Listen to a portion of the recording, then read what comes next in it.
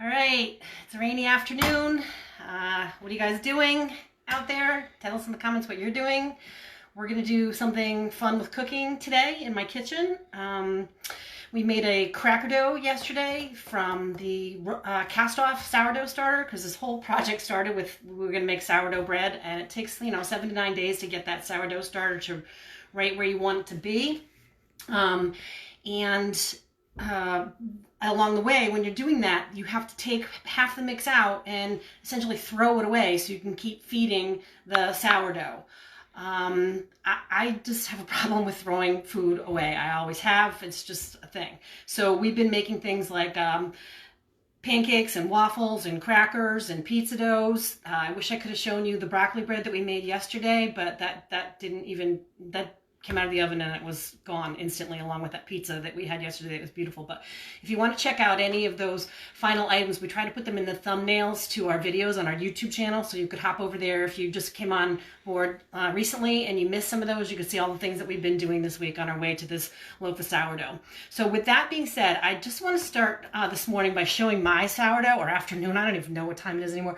Mine has this liquid forming on top, and this liquid is called hooch.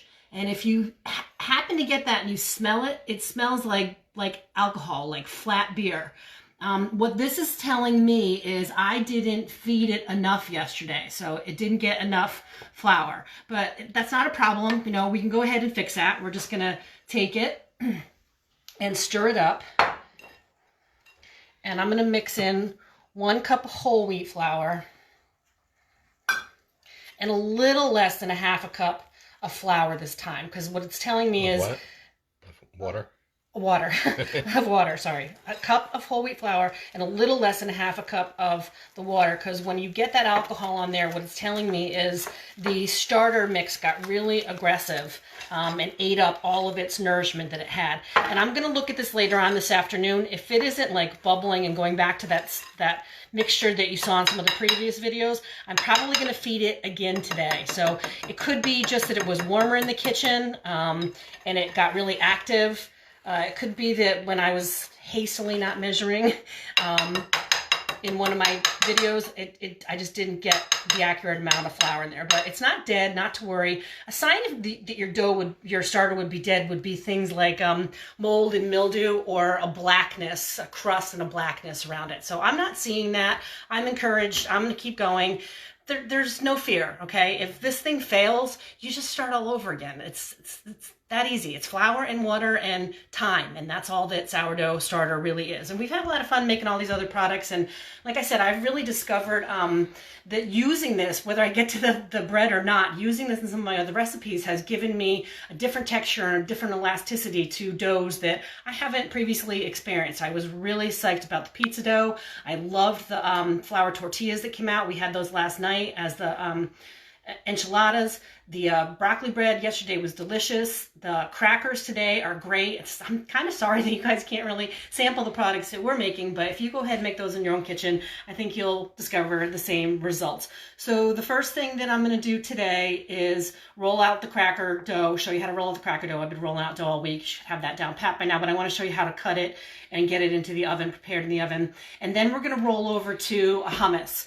And I'm going to post later this original Rainbow Gardens restaurant hummus recipe. Yeah, that's insane. That's a recipe that we actually use in the restaurant. But if you had our Mediterranean platter with the pita chips, you will remember that roasted red pepper hummus that we had. I don't have roasted red peppers today, and keep in mind this whole thing is going on during the Corona crisis, so we don't want to be running to the store to buy ingredients. We're trying to make food in our kitchen with the ingredients that we have. I was fortunate enough yesterday, my neighbor went out to the grocery store and she said, "Hey, what do you need?" I gave her a list of about 5 things. She dropped them off on my front porch in a bag.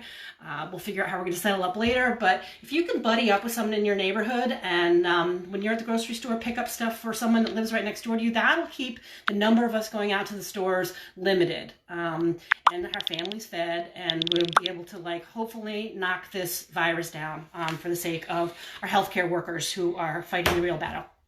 I'm going to put this aside, and I got to get the dough, because I keep forgetting to take the dough out. All right, so this is the fine herbs cracker dough that we made yesterday. and it's very pliable. This is coming right out of the refrigerator, and it's that soft. And we're just going to put a little bit of flour down the counter. Yes, I pre-washed my counter. Yes, I bleached my counter. I'm eating this food. I'm going to take care of it. And I noticed some people commenting on going to some of the restaurants in town, and they were afraid of like the sanitation process that was going on in our local restaurants. Let me assure you, restaurants today are doing everything they can to comply with health and safety. The last thing they need right now is to lose a customer by not conforming to the health and safety regulations. Now, I noticed somebody else posted one time the other day that who should we report them on? It's like, we don't need to be reporting on each other right now. We need to be taking care of each other. So if you're picking up food at a restaurant, God bless you for doing that. If you see something you don't like, please privately find the manager and discuss it with them. They might not be aware of it, and it's something that needs to be corrected. They'll take your constructive criticism and they'll take care of it, because nobody comes to work and wants to make anybody sick. They're all just trying to survive. All right, so we roll the dough out pretty thin. I mean, how thin's a cracker when you take it out of a box? It's pretty thin thing. I'm not really good at math and measurement, so it's less than 1/4 of an inch, probably more like 1/8 of an inch, but it's not sticking to the counter, so be aggressive with it and experiment with it. You know, you could try some thicker crackers, you could try some thinner crackers.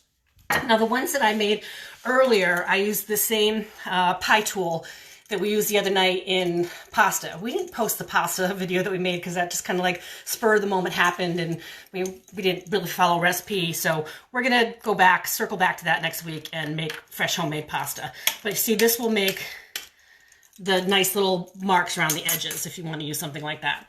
I also happen to be a collector of old baking and food items, and I have this French pastry cutter. And what's so great about this thing is you could decide the measurement that you want your crackers or pastry or croissants or puff pastry or pie dough or cookies or anything that you want to cut into squares or triangles or diamonds or rectangles. You can use this item. What I found coming back into my kitchen and playing around is I've been able to use some of my things that I've collected that I really enjoy, the stuff that I'm keeping my flour in. John's going to show you a little bit of my wall right now. These are just old vintage hand choppers. Those are the original Cuisinarts that you see up there. But it's been kind of fun to take some of this stuff down off the wall. I don't know if they can hear me. And play with it, you know, and use all the stuff that is in your house that you've collected. Now it's time to bring it out and enjoy it. So I'm going to come back here and show how this works. See, it makes that beautiful mark. Now you can go, I'll just do half of it in squares. You can go in squares. You can go in diamonds. Whoa, how cool is that? All right, so then the next thing that you want to do, or that I did, was I just put some holes in it. You know how crackers have those holes in it for air? So just grab 2 forks, or if you have a pastry dough fork, just put some air in there. Then the next thing that we're going to do is we're going to egg wash it, because that's what gives the crackers that shiny look. And again, egg wash, 1 egg, a little bit of water, whip it up. I've just kept using the same one this week. Put it back in the refrigerator, cover it up. Used it on the bread yesterday, and I'm going to use it again here.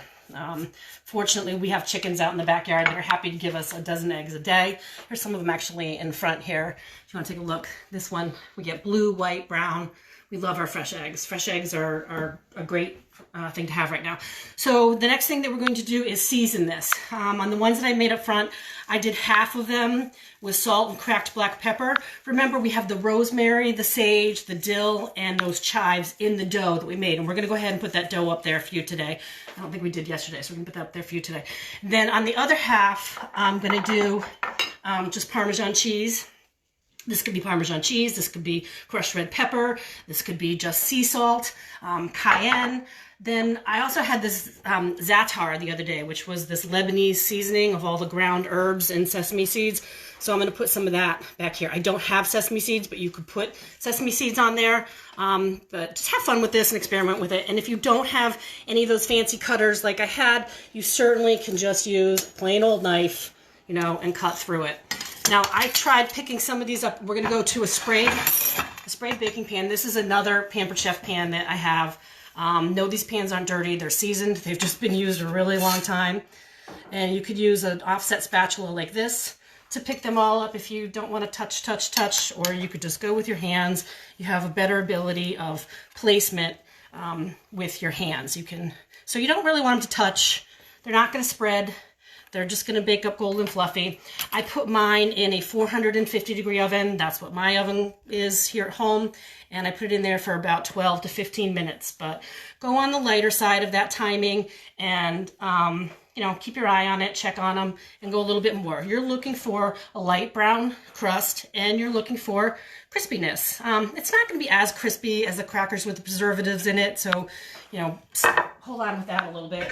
And where's the other round one? This is the one I used before. Give it a little spray, and I'll put the Parmesan ones on this side. All right, I'm going fast here. You could take your time. You could do it neater than I am. I'm just trying to, for the sake of video, let you see what it's going to look like. And then the scraps, you could put back together again and roll out one more time. Or you can roll them out and make a pizza crust out of them. I'm not going to mess around with that too much longer. So these are going to go into a preheated 400-degree oven. The option for convection, which I do, I would use that. That's going to make a little fan blow the air around, so it's going to move it around nice and even in there. Do I have a towel? Towel. What are you pointing at? No. Okay, so the next thing that we're going to do is we're going to go over here to the Cuisinart, and we're going to make this hummus recipe, or a version of this hummus recipe, because I didn't have everything that I needed to have. I have canned chickpeas. You could use dried chickpeas. If you use dried chickpeas, you could either soak them overnight in water or not soak them overnight in water. Soaking them overnight makes them cook quicker. Not soaking them, you're just going to be on the stove a little bit longer. Start out with about 3 times as much cold liquid on a dry bean to put it on the stove. Don't season them to begin with. I don't season them to begin with. I season them at the end, and then let them boil till they are fork tender, which means you can mush them, or until they are like what a can of chickpeas is. Now, this stuff that comes off the chickpeas is called aquafaba, okay? Bean water. People throw this out. This has all the nutrition in it that you need. There are so many things you could do with this. I could get into like a whole week's worth of what you could do with aquafaba, but this will whip up like egg whites. So you could use it in baking, you could use it in mousses, you could use it in bread, you could make meringues with it, you could make, believe it or not, whipped cream with this if you put sugar and vanilla in it, and you could also make drinks that call for egg whites and come out frothy. So when we get a chance to maybe get out to the liquor store, we'll pick something up and maybe make something out of this aquafaba. But you could also incorporate this into soup or sauces. It's look it up, to do some research and find out the things that you could do with that, because I think you'll be really surprised. So we're going to go over to the Cuisinart with our canned chickpeas. Yep.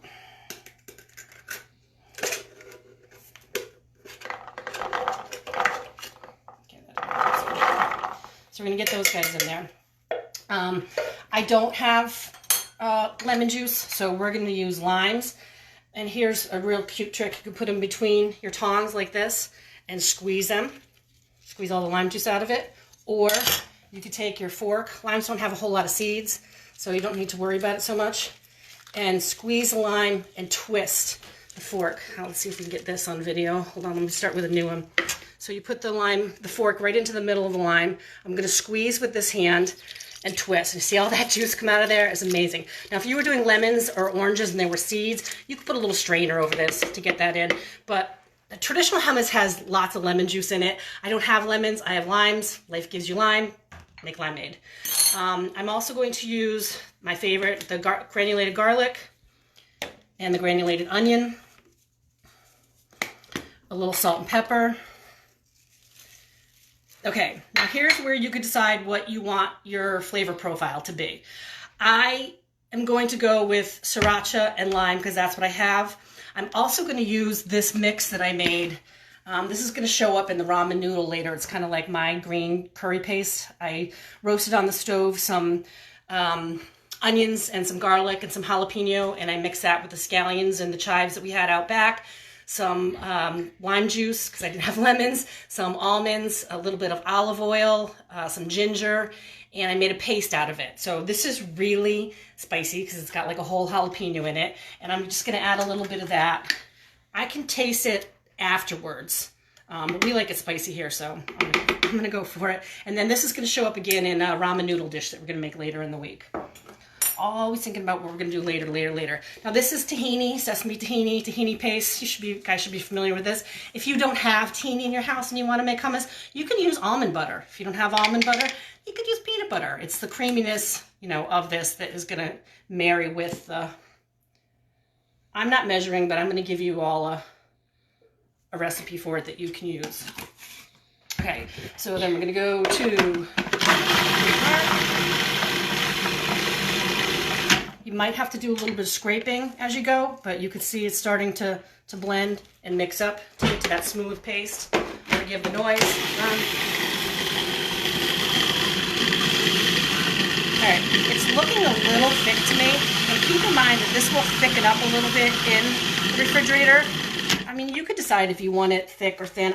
What's not happening is, I don't know if you can get this in the camera, is the chickpeas aren't really breaking down. So I'm going to add a little bit of water. Now you could add regular tap water, you could add a little bit more lemon juice, or you could add this water that came right out of the can. So I'm just going to put a little bit of that in and see if I can get it to come out a little bit smoother. Yeah, you can hear the difference, and it's just smoothly moving around. That looks a little bit better. Now, if we had the one that we made in the restaurant, we would put the roasted peppers right into here. The other thing that we made with this mixture was same ingredients. We would roast the eggplant in the oven, and we would put that in there for the other roasted eggplant dip. And you got to taste it. It's pretty good. It's a little thick still, so I'm going to make it a little bit smoother. A little bit of water. The seasoning is there. It's just not the texture. The seasoning is there. It's just not the texture that I'm looking for. So I put it back in for a little bit more. I'm going to give it one more pulse. All right. There. Now, I'm going to go ahead and transfer this over to this bowl so we can all dip our crackers into it. Okay, Jonathan, want to go back over here? You could be the taste tester because I don't want to have food in my mouth this time. Okay, I'm going to do one more thing to it. You could either pour some olive oil on it right now, which I think I'm going to do a little bit of that. Some really extra virgin olive oil to keep it nice and moist on top and to add flavor. So I'm going to do a little bit of that, drizzle. Oh yeah, that looks good. That's really good, really healthy oil for you. I'm also going to put a little bit of the Siracha sauce on top because we like it really spicy here, and so you could like dip in the spicy part if you want or not. And then I'm going to put a little of this Lebanese zaatar, Z-A-A-T-A-R. If you can get that, try it out. Some of these things I got at the Indian grocery store in Orange, you know, long before all this hit. I like to keep these ingredients around. You could also use curry powder if you want to make curry flavored. You could also make sweet flavored hummuses. I was thinking about doing banana and cinnamon so that we have like a little sweet treat at the end of the day. But pretty much whatever you think, it's a very forgiving medium. Whatever you have, you can go ahead and add to that basic chickpea, tahini, lemon juice, lime juice. If you don't have it, water, salt, pepper mix to get that really, really good, healthy hummus mix. I also wanted to mention a couple other things. One thing I wanted to mention was if you're sitting at home and you're really bored and you're waiting for spring to come and you're not really sure what to do with yourself, try going online and find a seed catalog. This is my favorite one. This is Baker Creek Heirloom Seeds. They're trying to preserve old varieties of fruits and vegetables. Even if you don't buy anything from this place, the color photographs in this magazine are inspiring. If you're a foodie and you love food and you're into it, and you love to garden. I think we're going to see a lot of victory gardens popping up this spring. You know, people want to grow their own food so that if we have a health crisis, we're going to have the ability in our backyard to pull fresh vegetables out for our family right in our backyard without having to go out into market. So this one is Baker Creek Heirloom Seeds. There's tons of them out there. You can order up your seeds and get planting on your windowsill. The next thing that I want to talk about today is there is a Kickstarter, a funder, GoFundMe for support Milford restaurants and essential workers. Check that out. If you're feeling like you want to help, but you're frustrated, you can't leave your house, there's nothing you can do for the cause, go to what is it? I'm sorry. Support Milford restaurants and essential workers on GoFundMe. Make a donation. Give them $5. They are using that money to give 100% to restaurants to make food for first responders and nurses and doctors and people that are, you know, like really out there fighting for us. I wanted to mention the hummus appetizer. I saw one of the restaurants on town had hummus on one of their specials when we were looking around for something. I think it was bar 333. If I'm wrong, hit me up in the comments. We love to go here for appetizers and beers. We can't sit at the bar right now, so we took out wings last week. Whatever you could do to support any of these restaurants in our town, we want to make sure that they are able to withstand however long this might be and come back strong and be there for us this summer when we're out and about again. So if you have a local favorite restaurant and you want them to survive, whatever you can do. If you can go to the GoFundMe page, if you can buy a gift certificate from them right now and not use it until next fall. If you have gift certificates and you're going to these places, please don't use your gift certificates right now, okay? It was a gift that was given to you. It's no cash value for the restaurants at this time. Hold on to those and use those at another time. And again, I just want to thank everybody for joining us and participating. Don't forget to go over to our YouTube channel to get the recipes. We will put the link in this video at the end. You'll find the recipes there and you'll find some links and you'll find all the other videos if you happen to miss out on any of these. Thanks everybody. Stay safe, wash your hands, stay inside, and hold the line.